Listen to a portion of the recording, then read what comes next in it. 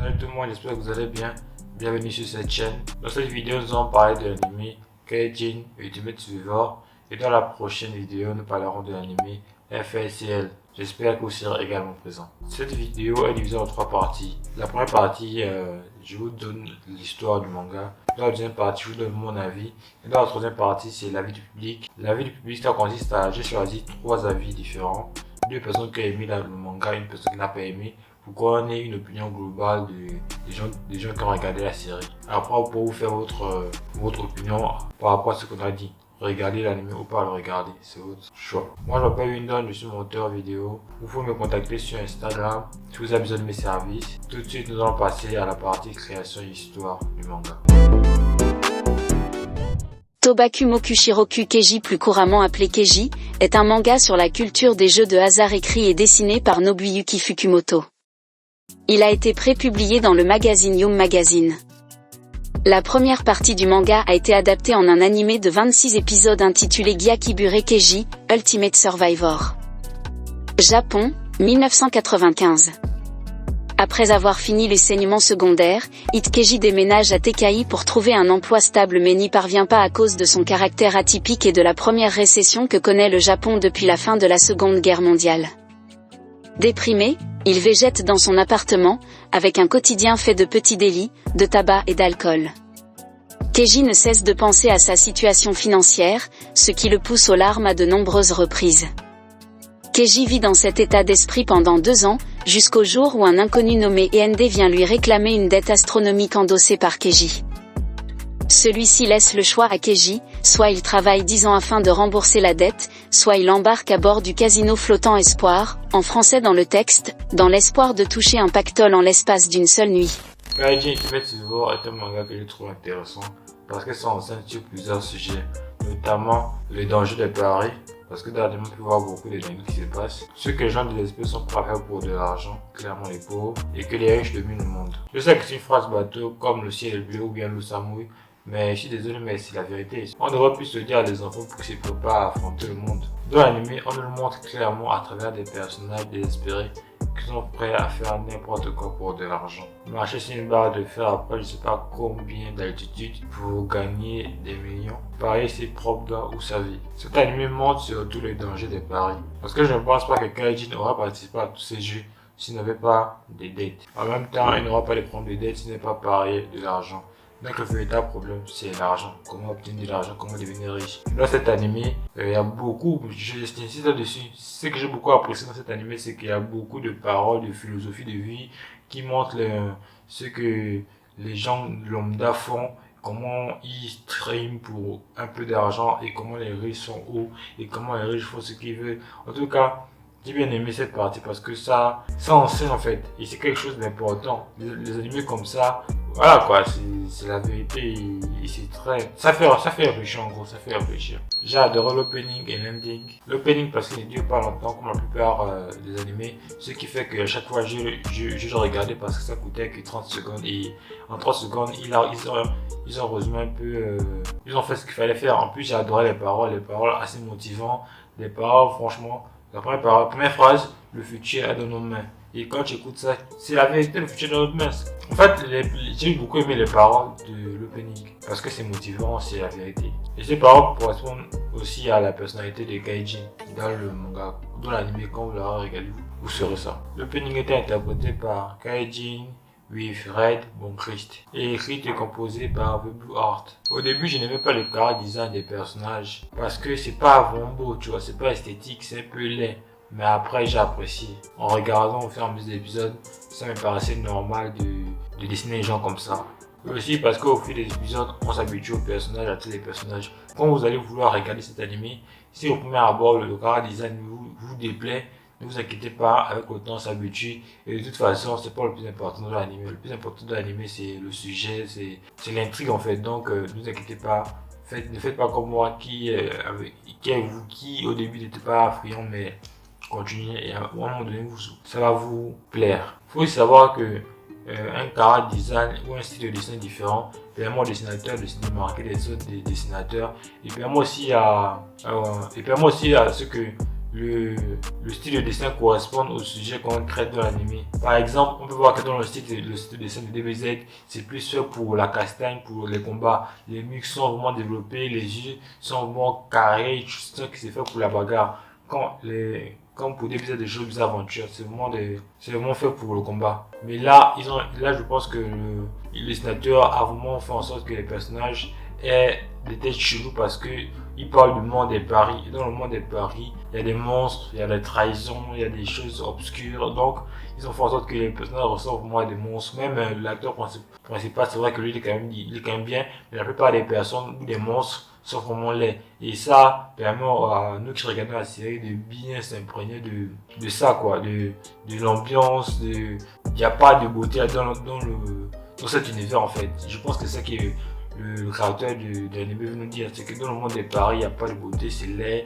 Même lorsqu'on croit avoir un ami, il nous trahit et il y a pas mal de trahisons qui m'ont vraiment fait mal au cœur, quoi. Donc, c'est un peu ça. Franchement, c'est un des meilleurs mangas sur les paris et les jeux que j'ai regardé. Parce que les enjeux sont toujours importants, ce qui fait qu'on a peur pour le personnage. On s'imagine à sa place, on se dit que c'est grave parce que à chaque fois, ils parient leur vie, franchement, ils parient des choses très graves, tu vois. Et j'ai bien aimé parce que j'ai aussi bien aimé que les jeux soient simples. C'est pas des jeux compliqués où les règles, c'est des règles de l'espace, non. Là, les règles sont très simples et c'est bien expliqué. Franchement, en parenthèse, merci au narrateur qui à chaque fois vient et nous explique sa situation, même une fois, deux fois. Et c'est bien parce que ça permet qu'on ne soit pas perdu, tu vois. Et il n'y a pas de VF, donc c'est le Vorse. Donc le Vorse, quand ça passe très vite, tu peux être perdu. Mais là, à chaque fois, le narrateur, celui qui il vient à chaque fois nous expliquer. En fait, c'est vraiment clair, en fait. Donc, tu ne peux pas te dire que tu es perdu. Donc, en même temps, les jeux sont faciles. Et c'est clair. Il y a toujours des rebondissements de l'amour qui te font stresser. Que ce soit au début de la partie, que ce soit à la fin, que ce soit au milieu, il y a toujours des rebondissements. Donc on ne s'ennuie pas du tout. On est vraiment pris dans l'anime. Ils font plein de stratégies. Il y a plein de trahisons. Et c'est cool. Comme Kaijin Ultimate Silver est un vieux manga, moi personnellement je pense que les créateurs de mangas comme Gambling School ou de Squid Game se sont beaucoup inspirés de ce manga là, plus particulièrement de Squid Game parce que franchement ce manga c'est Squid Game en mieux, clairement c'est Squid Game en mieux parce que il y a plus de jeux, il y a plus les enjeux sont importants et à chaque fois les personnages sont à stade de mourir et le personnage de Kaiji me fait aussi penser au personnage principal de Squid Game et même le boss de la fin me fait penser au boss de la fin de Squid Game et la logique, la philosophie, les riches, les pauvres, il y a la même philosophie, on retrouve les mêmes idées que les riches dominent le monde, qu'il y a deux types de personnes, il y a les gens qui échouent et ceux qui réussissent, il y a vraiment cette idée-là dans les deux mangas que j'ai cités, Gaming School et Squid Game. Je ne sais pas si vous pensez la même chose que moi, en tout cas, si vous pensez la même chose, mettez ça en commentaire et c'est cool. J'adore le personnage de Kaijin parce qu'il est naïf, sympa et intelligent. L'argent n'a jamais réussi à le corrompre.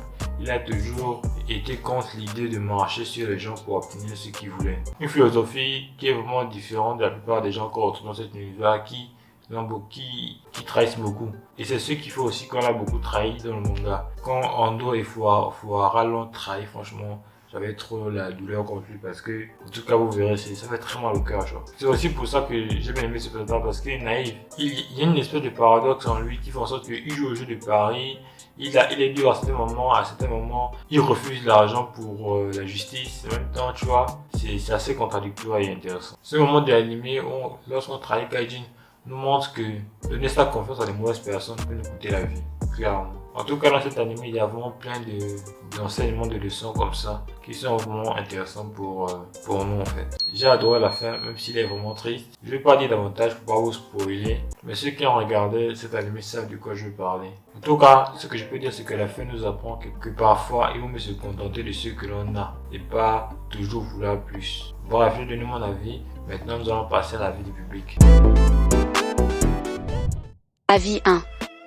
Écrite par Mehdi Wassou le 1er août 2012 sur le site Sens Critique. 2007. Sens Critique série animation Keiji, Ultimate Survivor. Un critique avis de Mehdi Wassou. Even if not pushing means he'll be pushed myself. He will never push.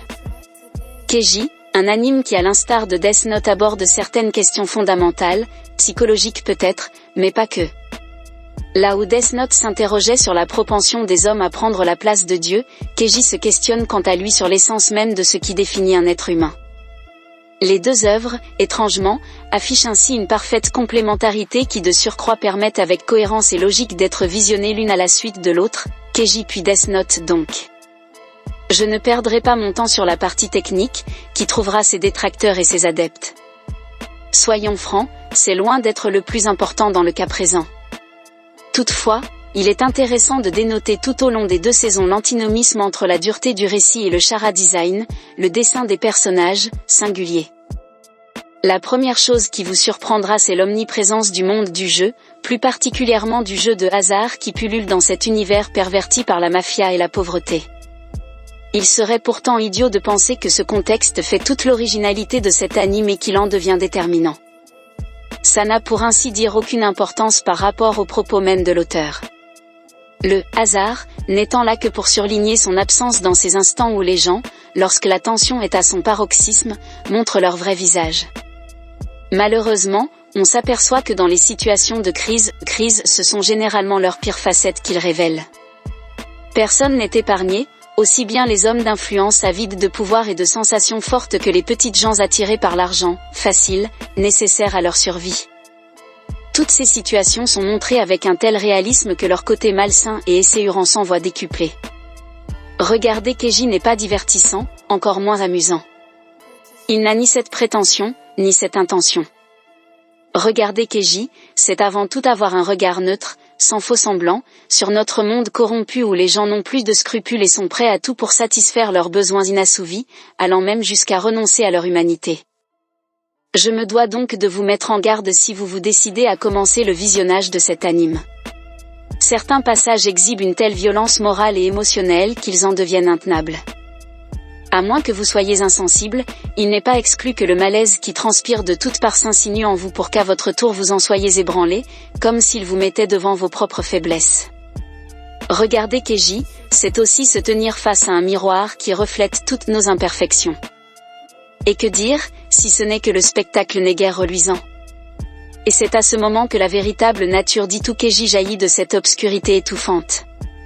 Keiji, glandeur endurci et loser invétéré duquel tout avenir radieux est proscrit, consterné par l'horreur de ses congénères, touché en plein cœur par la misère ambiante, réagit. Réagir est une chose, mais avoir une réaction ardemment motivée par l'espoir qu'au fond tous les hommes ont en eux cette part de bonté et de bienveillance qui mérite qu'on se batte pour elle fait toute la différence. Keiji est le personnage de l'animation japonaise le plus touchant qu'il m'ait été donné de rencontrer. Comme beaucoup le disent, il est vrai qu'il symbolise l'archétype même de l'anti-héros, mais il ne faut pas se méprendre, ce n'est pas un héros malgré lui. Tous les miracles qu'il accomplit alors que tout semble être joué d'avance, toute la ferveur qui succède aux pleurs et aux lamentations chez ses camarades de galère grâce à son abnégation sans faille et à ses plans si phénoménaux qu'aucun n'aurait pu imaginer qu'il en soit capable, tout ceci, j'en suis convaincu, n'est pas le fruit du hasard. En s'oubliant pour le salut de ses semblables, en faisant tout pour préserver son humanité, il parvient à puiser du plus profond de lui-même cette capacité à surpasser toutes les difficultés, tous les obstacles se dressant devant lui. Merci Keiji, merci de m'avoir confirmé que dans l'homme perdu et le sempiternel perdant que je voyais en moi sommeillait quelqu'un de meilleur, un combattant qui n'attendait que de lutter contre ses propres démons, pour déjà expier les fautes de sa vie galvaudée et ensuite on verra. Cette œuvre s'adresse principalement aux laissés pour compte, à ceux qui pensent que la vie ne leur a jamais fait de cadeau, à ceux qui se sentent exclus. Elle nous dit que nous sommes responsables de ce que nous sommes devenus, de chacune de nos mésaventures. Elles ne sont pas obligatoirement un coup du mauvais sort, loin s'en faut, mais souvent la conséquence de nos négligences. Devant ces vérités que nous avons bien du mal à admettre, il est fort probable qu'aucun ne soit épargné, tôt ou tard, le plus tôt sera le mieux. Le constat n'est pas tendre avec nous autres, éternelles victimes condamnées à s'apitoyer sur leur propre sort, mais pouvait-il en être autrement ? Encore si la fatalité de nos conditions était avérée, je comprendrais, mais il n'en est rien. En effet, dans l'absolu Keiji n'est pas une exception en soi et rien ne saurait nous empêcher de faire de même en fonction de nos problématiques respectives. Comme dit le célèbre proverbe, tant qu'il y a de la vie, il y a de l'espoir. Alors soit, d'un autre côté certains hommes, qui n'ont d'être humains que le nom, sont sans morale et sans état d'âme. Cependant, est-ce une raison devant l'ignominie de quelques-uns de se contenter de la médiocrité qui nous fait souffrir et paradoxalement dans laquelle nous nous complaisons ? Qui que nous soyons, quoi que nous fassions, par toutes les leçons d'humanité que dispense Keiji, on en vient à comprendre que si les choses autour de nous s'enfoncent inexorablement vers un merdier sans nom, c'est aussi notre responsabilité et donc notre devoir d'au moins nettoyer le nôtre qui surabonde par sa pestiférence, à tel point qu'il risque de déborder chez le voisin, si ce n'est déjà le cas. Avis 2. Écrite par Leto-Batoro le 17 octobre 2012. C'est étrange. L'engouement que me procure Akagi à chaque visionnage que j'en ai aurait dû me faire aimer à la folie Keiji. L'équation est relativement la même, avec une variation des ingrédients qui laisse rêveuse. Un personnage principal attachant, là où Akagi est tellement au-dessus de tout qu'on éprouve plus de frissons pour son jeu que pour le personnage en lui-même. Plus des jeux en apparence basiques, là où le mahjong demeure obscur même au bout de 24x 20 minutes, mais offrant du tactical master à foison et des rebondissements insensés. Plus une variété des situations qui permet de ne pas passer plus d'une demi-saison sur un même jeu. Bref, la recette devrait offrir un « Akagi ». En l'espèce, ça penche plutôt du côté de la douche froide, mais pas entièrement non plus. Il y a deux problèmes qui, à mon sens, plombent Keiji. Le premier est que, finalement, les jeux sont parfois trop simples. Mais cette simplicité, au lieu d'aller à l'essentiel et enchaîner les rebondissements à la vitesse coïtale d'un cerf en rut, oblige les créateurs de la série à faire des moulinets dans tous les sens et te répéter les enjeux 12 milliards de fois avec cette pénible voix off, ce qui nique tout le dynamisme de Keiji en rallongeant artificiellement sa durée. Le deuxième, encore du fait de la voix off et de la narration qui patine, est de t'expliquer hiératiquement toute la métaphore incroyablement subtile qui jalonne les duels de sa démarche éléphantesque, quitte à rendre le tout grotesque, alors qu'il y a parfaitement moyen de parler du rejet social extrêmement dur que fait subir la rigidité de la société japonaise sans pour autant avoir à foutre des pauvres sur des poutres sous le regard goguenard de connards de riches qui s'excitent à les voir mourir. Et cela pendant plus de 5 ou 6 épisodes, je ne sais plus, j'ai arrêté de compter et j'ai passé ça en accéléré, soit 1h30 pour des gars qui marchent sur des poutres putain. Même avec tout le génie du monde tu ne peux pas passionner ton spectateur sur un truc aussi naze. C'est dommage, parce que Keiji est un personnage que son côté rusé mais poissard rend particulièrement attachant. Mais pour voir une vraie finesse narrative au sein d'une série qui te met l'amende avec du tactical master sur des jeux en apparence tout con, des personnages attachants et une critique sous-jacente de la société japonaise sans être pompière, il faudra se tourner vers l'IR Game. Avis 3. Écrite par Malakian le 10 août 2014. Il n'y a que les Japonais qui puissent faire des animes sur à peu près n'importe quel sujet tout en rajoutant un souffle épique à celui-ci. Ce n'est pas facile en effet de rendre un combat pierre-papier-ciseaux le plus stressant et captivant possible. Ce n'est pas facile non plus de faire durer la tension d'une partie de poker sur 5 épisodes. Keiji c'est un anime assez atypique, où le héros va enchaîner les paris pour sortir de sa misère. Criblé de dettes, il va donc plonger dans l'enfer des jeux de hasard organisés par les Yakuza. Évidemment, ce n'est pas la meilleure façon de rembourser ses dettes, ce qui va irrémédiablement le conduire à s'endetter encore plus tout en acceptant des paris de plus en plus risqués. Autant le dire tout de suite, Keiji est un anime d'excellente facture, qui repose sur plusieurs qualités majeures. Tout d'abord, on aime ou on n'aime pas, mais le style graphique est franchement cool. On est très loin des canons standards de la japanimation actuelle et tant mieux. Ici les traits des personnages sont grossiers. Tous les personnages ont des gueules de paumés, de tueurs et de fous furieux. Cette réalisation graphique correspond parfaitement à l'ambiance de l'anime et appuie d'ailleurs le côté rebelle de Keiji. De plus, bien que le scénario en lui-même ne soit pas très original, il est cependant mis en scène avec brio. Premièrement, parce qu'il est appuyé par des enjeux importants. Exit les animes où l'on sait d'avance que le héros et ses compagnons sont tirés d'affaire. Là, l'univers de Keiji est impitoyable. La plupart des êtres humains sont des pourritures sans nom. Et même les quelques rares, gentils, sont toujours attirés par l'appât du gain. En outre, les jeux auxquels est confronté Keiji, paraissent de prime abord très simplistes, puis on se rend compte, en même temps que Keiji, qu'ils requièrent tout de même une certaine dose de tactique. Et c'est, je pense, la plus grande force de l'anime. En effet, Keiji doit sans cesse élaborer des stratégies pour vaincre ses adversaires ou tout simplement survivre. Ici pas de place aux grands idéaux humanistes, on doit sauver sa peau ou crever.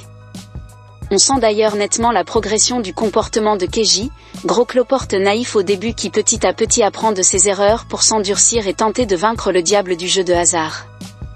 Preuve de sa grande qualité, il est difficile de s'arrêter après avoir vu un épisode, on veut toujours connaître le dénouement du jeu auquel prend part Keiji. Et plus Keiji enchaînera les jeux, plus ceux-ci seront diaboliques. Le seul point qu'on pourrait lui reprocher, mais là ça reste purement personnel, c'est la capacité étrange qu'ont les personnages à chialer dans presque toutes les situations. Ce n'est pas de la chialerie niaise typique de ce qu'on trouve dans les shonens, coucou l'attaque des titans, c'est plus des pleurs de rage et de désespoir.